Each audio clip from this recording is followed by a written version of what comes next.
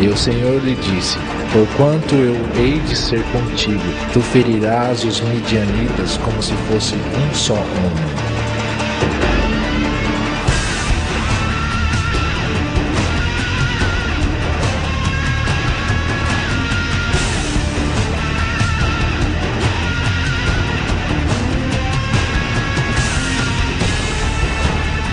O guerreiro entendeu o seu chamado e trouxe uma oferta de sacrifício a Deus. Reuniu um exército de aproximadamente 30.000 homens. Mas Deus separou os medrosos e desatentos, restando 300 guerreiros para a honra e glória do Senhor.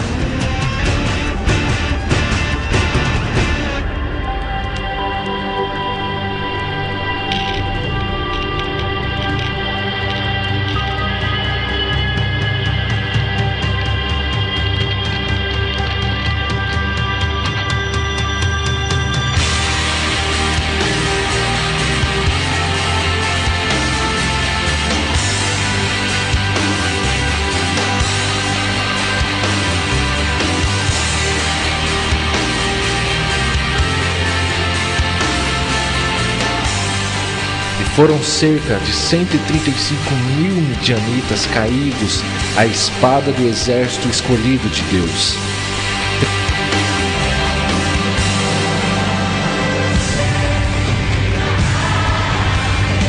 300 vencedores.